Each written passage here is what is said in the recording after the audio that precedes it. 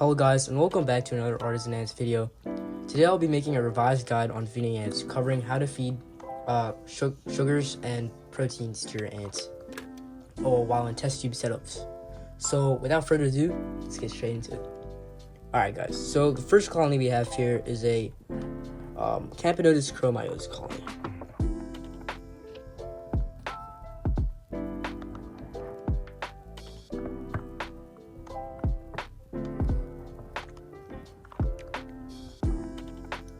See here, they have some brood and they have lots of workers in a cocoon. I'll be feeding them some sliced up pieces of mealworms.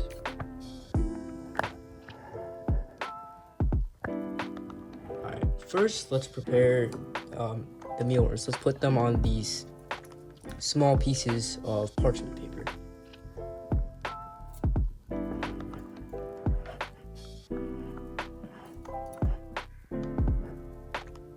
Now I will insert these into the tube.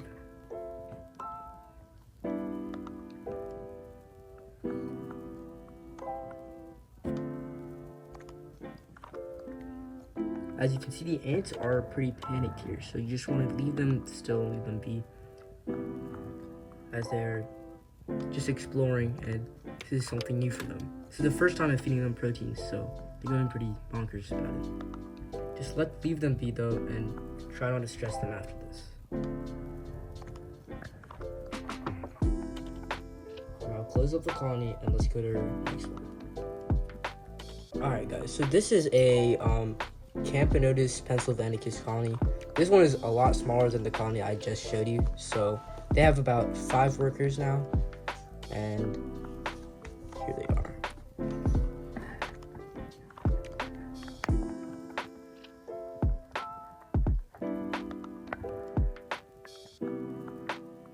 So they do have a lot more pupae from the first generation that are ready to close. And, you know, they're doing well. So I'll just go ahead and feed these guys as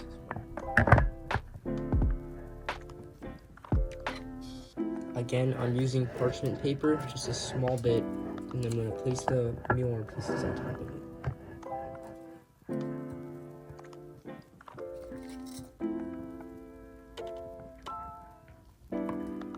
If you're wondering what type of mealworms I'm using ones that are like from the pet store. They come in like cans. These ones specifically are from EcoFresh. They come in this small little plastic bag. I get them from Petco.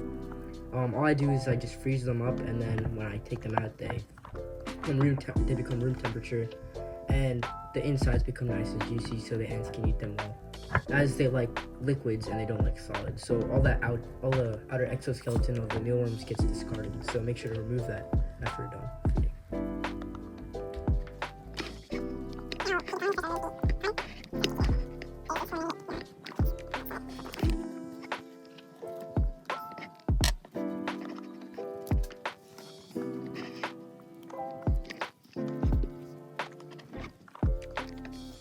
Alright, so I did kind of drop these from the parchment paper, but it's fine. I'll just leave them inside the test tube. Don't want to stress them out anymore. Alright guys, so now I'll be showing you how to feed queens in test tubes. So I'll be using some pure honey, and it doesn't matter what kind of honey you get, as long as it's pure. Camponotus especially like it, and a bunch of other ant species love it. And I'll just be using a Q-tip to be able to put a small amount of the honey into your setup. So I'll quickly show you the queen right now.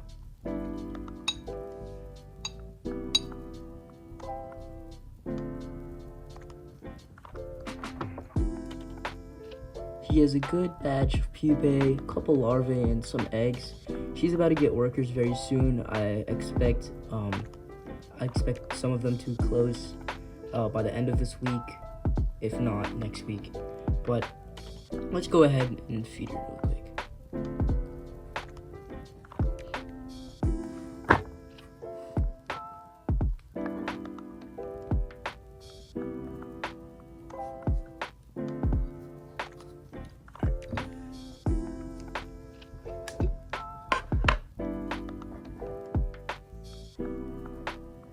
Just get a small amount of honey, not too much.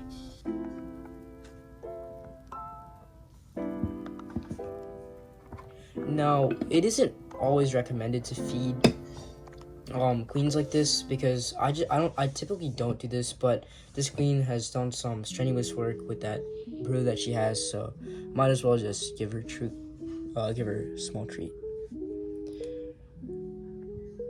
And she's gonna get workers soon, so it's not too much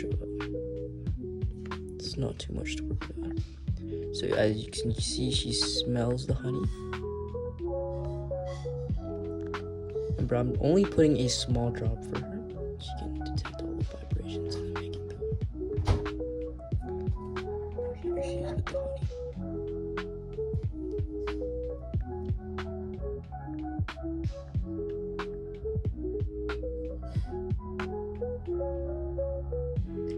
As you can see, she's drinking it all up. It's really good.